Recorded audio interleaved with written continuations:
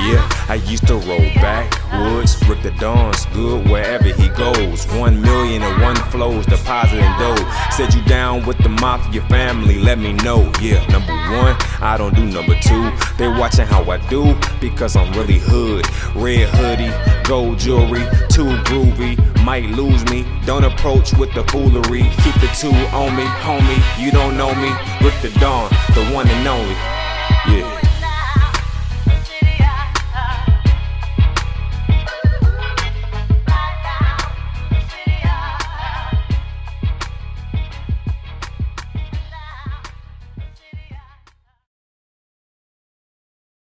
Yo, welcome to the Really Hood Podcast. It's your main man, Rick the Dawn. Hey!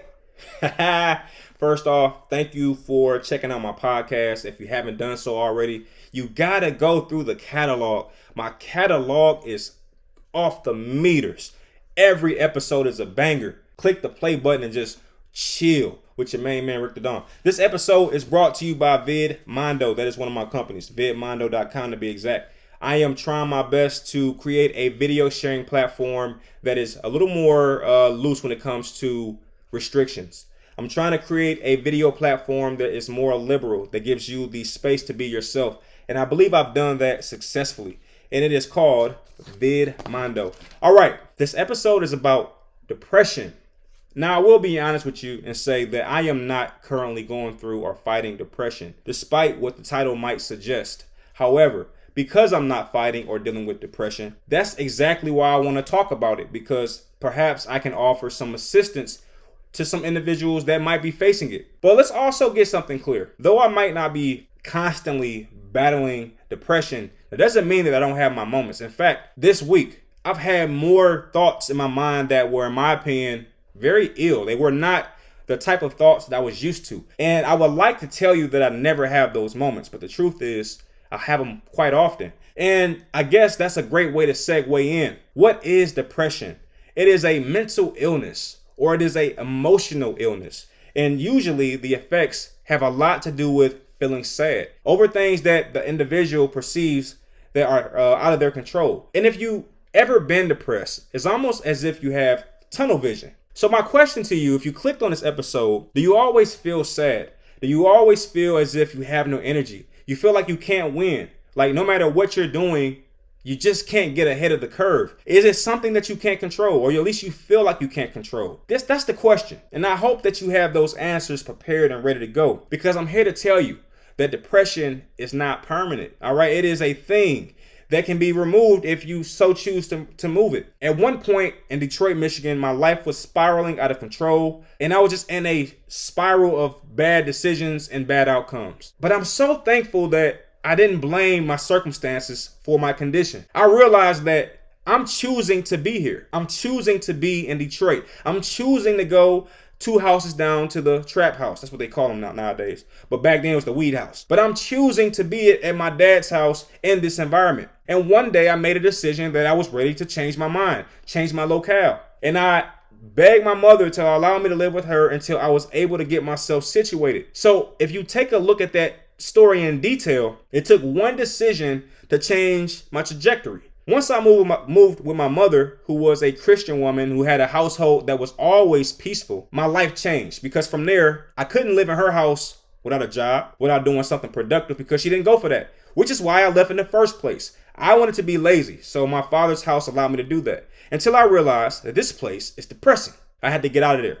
And I love my father, but it was, for my mind's sake at that particular time. Living with my mother, I had to do something. And I decided to get back into school, because that household was stringent as well. Nobody always wants to have somebody over your back telling you have to do something. I was about 19 years old. I had to be in the house by the street lights. Like, wait a minute, I can't be here either. So that was a great indication that it was time to make some decisions, some hard decisions.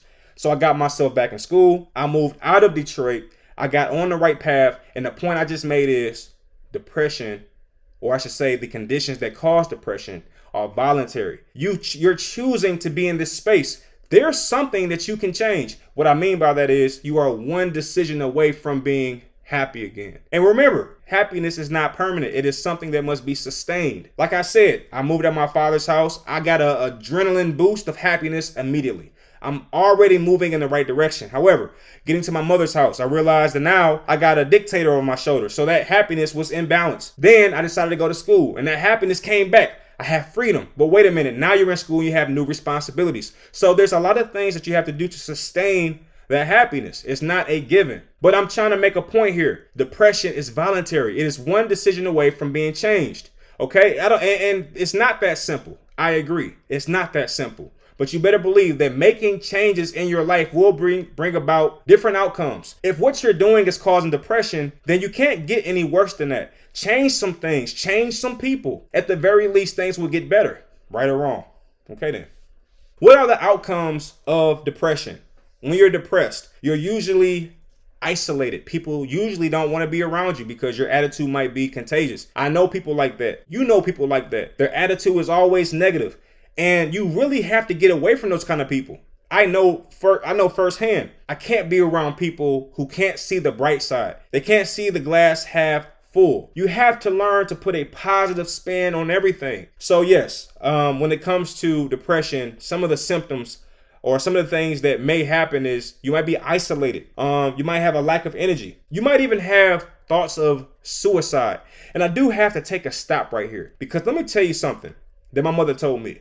And I'm not sure why she told me this because I was a young boy. But she said this, and I can't tell you whether or not it was true. But when you hear things as a child, they often impact you forever. And one thing she told me was, if you commit suicide, and I never even thought about suicide. In fact, if she never told me that, I probably would have never even learned about suicide until much later in my life. But she made sure, and I think it's a good idea that she did now that I look back in hindsight, she made sure I understood what suicide was. And she told me something that I can't confirm to be true or not. I'm not even sure that she could. But she said this. She said, son, if you commit suicide, you're going to bust the doors of hell wide open. Now, I told you my mother was a woman of Christ. And that's what she told me. She said, son, I'm gonna say it again. Son, if you commit suicide, you're going to bust the doors of hell wide open. And every time she said that, I had this animation because I'm an artist. So my brain sees things in pictures. So anytime she said that, I can imagine myself taking my own and then spiritually falling in the depths of darkness and then busting hell, literally busting it wide open, like coming through the ceiling. And then hitting the ground, inferno, flames, all that. That's what my brain always saw when she said that to me. And whether it is or was true or not, the point is it made me think, is my life ever going to be bad enough that I would rather burn? Because I think a lot of people see suicide as an escape. And I think that might be a little bit naive. Committing suicide, I would imagine, only enhances the pain, especially if this whole busting hell wide open thing is real. If that is real, come on now. I don't care how bad your life is. Nothing beats sitting in fire. I think we can agree on that. But let's also not forget that the emotional toll that you place on your family will be incomprehensible. Sure, you won't be there to witness it or experience it, but you got to understand that you're going to place an emotional toll on your family that is unbearable. Okay? I can't imagine my kids taking their own lives. The toll that I would take on me would be incomprehensible. So the point is, you don't make things better by running from your problems. And she also said this. She said, son, you'll bust hell wide open. And I had to ask why, because she told me why. She said, because God hates quitters. He hates someone who would quit their life. He gave you, this life is a blessing. You know, to be alive right now is to be alive in the present. A present is a gift. We are living a gift. Okay, there's a lot of people who pass away. A lot of people who don't even get a chance to even make it this far, as far as we've made it. So to give up our life is, according to her, I can't speak on whether or not this is valid, but according to her, it is a great disrespect to the gift that God has given us. And if you think that is a gross exaggeration, let's see if this is true or not. You call somebody to come pick you up because you don't have a vehicle, and they say they're going to come and pick you up, and then at the last minute they quit. They say, I can't make it. How do you feel? Do you feel as if this person has spit in your face? Do you feel like this person has wronged you? All right. Or let's say you're a boss or a CEO and you hire somebody. You give them the gift of employment. They're working for you and things get a little tough. or even a lot tough, and they quit on you. How do you feel? Okay, cool. You're in a barber chair or a hairdresser's chair, and they're doing your hair, and perhaps a patch of your hair is a little tougher than normal, and then they quit mid cut or mid braid, and they leave you just stranded there. How happy are you? How disgusted are you? That's what quitting is. So when she told me that, it made sense. If God has given you a life and he's blessed you with this gift, and you just take it and you throw it away, that's quitting on God. That's quitting on this gift that he gave us. And according to her, he wouldn't take kindly to that. Can you imagine what it takes to give a person a life? I gave you a life and you threw it away. Like, you know how many people would have fought for that life? How many people who have passed away who would have taken your problems? That's the other issue. We've become so comfortable that our problems are not even really problems. I mean, you lose your job. Don't get me wrong. That is a very terrible crisis. But you're still going home to a house, most likely. You're still getting in a vehicle to drive home from your job or your ex-job. There are people on this planet who live in third world countries, second world countries, fifth world countries. For some of these people, they will take your problems. They would trade with you in a flash, because you know what? They don't have a job. They don't have a car. They don't have a house. Some of these little kids don't even have parents because they've been misplaced somehow, or they've died somewhere on some street, or they've died from some kind of overdose, and they saw their parents die before their eyes, and now they're in the foster system. They'll take your problems. They'll take the fact that your car just broke down the side of the road. They'll take the fact that you just failed your geometry course. They'll take the fact that your boyfriend, your husband just left you or cheated on you. They'll take your problems, but you rather take your life. That makes no sense to me. And I'm not being insensitive. I'm not being insensitive, I should say. I'm not being insensitive. I'm just saying what needs to be said. There is never a problem so bad. There is not a depression so bad that you should hand over your life and do something so frivolous. We have to understand something. We are not our own. We didn't make these. We didn't pick our body parts. Hey, the way you look, did you pick any of that? No, somebody picked it for you. Whether you believe in a God who did it or you believe in a genetic pool that did it. The point is, you didn't do it. You came here unannounced, uninvited. All right. You ain't do a little check-in like, hey, I'll be there on March 22nd. That's my birthday. I'll be there on March 22nd. Make way for me. I'm coming like a baby with a. No, you ain't make no plans to be nowhere. Your life was given to you. You woke up one day and you broke consciousness. You was 3 years old, and one day it all made sense. It was given to you. So to take your life just because of some setbacks. And again, I don't mean to make a mockery of a setback, because I know how they feel too. But to take your life because of something of that caliber is, in my opinion, irresponsible. Change your perspective. Yes, you lost your job, but guess what that also means? You have the opportunity to try again. It's always a way. But the problem when it comes to depression, you have this tunnel vision and you can't see outside of that. But if you just take a moment and start thinking outside of the box, you will get out of that depression, because I've already stated this. In my opinion, depression is not a permanent state. It is a mental illness. And we all know when it comes to illness, there is a way to defeat it. When you get sick, is it permanent? No. Okay? Just like anything else, an illness goes through a cycle. It starts off bad, and depending on what you do from that day forward, determines how long you're sick or not. Same thing with depression. If you stay in the same circumstances and do not move, do not change your trajectory, surely you will have the exact same symptoms of depression each day. But if you start making adjustments and changes, then you have no other choice but to start seeing different outcomes. It's just that's how it works. That's how it works. Let's take a quick break real quick, because I'm sweating like I'm preaching. I'm not even preaching. When we come back, I'm going to give you some advice, some pointers that I think will be extremely helpful. So don't miss this. As I fall in their dreams, I'll make them swallow the thoughts they put on me. 'Cause I never fall, I never fall until my day is Jay-Z's dissing God, Lil Wayne's the devil. If you ask me, lames are just trying to be rebels. I bring lames to trouble. These boys need prayer. Hit them then spark them with the square. Ask if I care, but one strike from jail myself. Swear I feel like I'm one sand from hell myself. Haters looking for me, I'm looking for them. How that work? Grab a pistol, network. Jerk though I walk through the valley of the shadow of death. Must defend what I believe till there's no me left. They like pull to the left. Shotgun on my lap, still the cops ain't see it. Thank God for that, thank God for this. A real dude spitting real dude. I'm back for the ones I missed. The last dawn like MP say. What's a diss but admiration in the real way. In their dreams, I'll make them swallow the thoughts they put on me. 'Cause I never fall. I never fall until my day is I'm a legend already, I don't care what you think. And you can lose first place in the blink.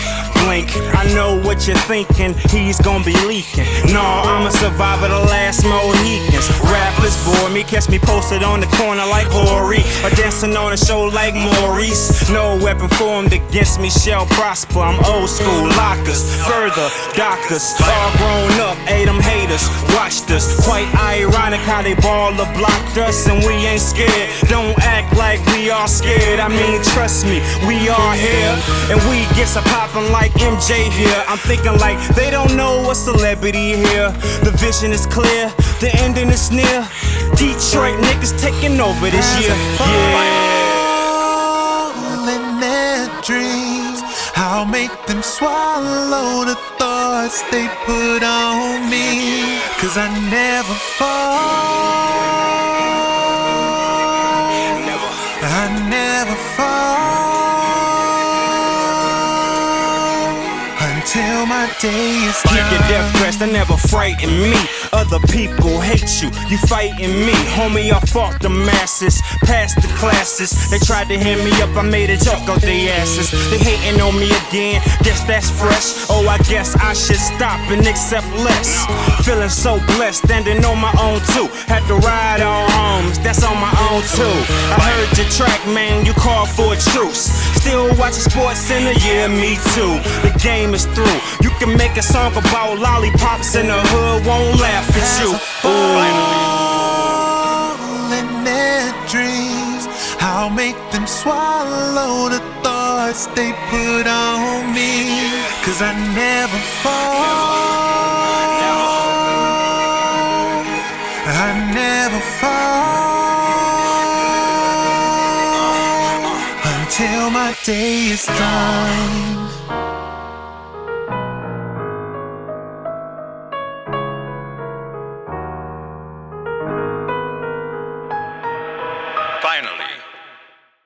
All right, I hope you enjoyed that. Let's get down to the nitty gritty. How do we beat depression according to Rick the Don? Number one, care less. A lot of times people care too much. And I know that sounds impossible. How do I care less?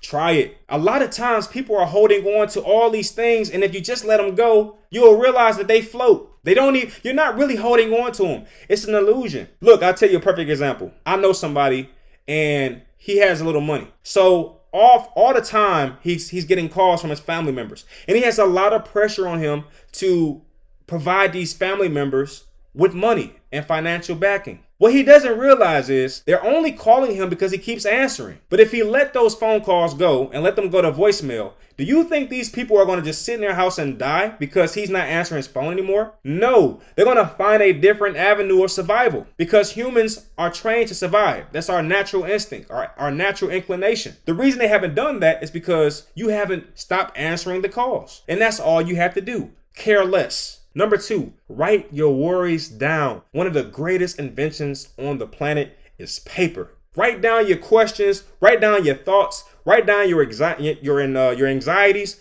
on a sheet of paper. Let me tell you a little secret. If you write it down, you won't have to remember it. So these things that are bothering you, that are causing you to be depressed, it's because you continue they're just circling around your mind. But if you write them down on paper, you will feel a release. It's because now you can look at your problems and they're no longer trapped here. And that's one of those things that people don't use.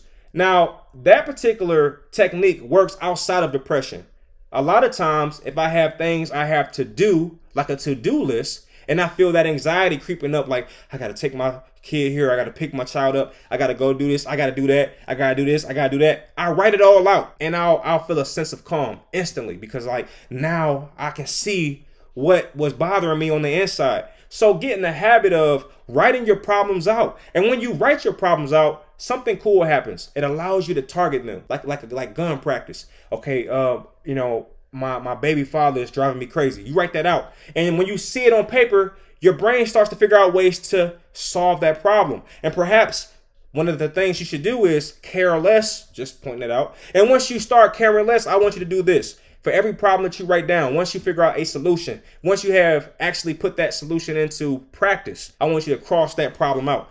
My baby daddy is driving me crazy. Well, you got to ask yourself, what are you doing that contributes to them being able to access you? Because you have to take accountability. You're depressed because you want to be. If your baby father's driving you crazy, but every time he calls, you answer the phone, that means that's your fault. That's not his fault. He's doing what he's supposed to do. If you're depressed because you're loaning out all this money, but you keep giving it to him, that's your fault. Okay? Loaning money, no more money getting loaned out. They're just going to get mad. They're going to have to be mad at me. And I'm sure they'll get over it. Oh, baby daddy tripping? Baby mama tripping? No more phone calls.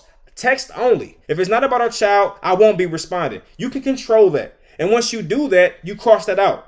Got it. That's how it works. Another very underrated technique, prayer.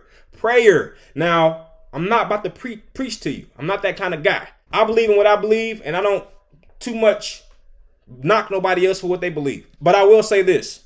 God is everything. He is everything. And perhaps you don't believe in the same one I believe in. So be it. My last bit of advice.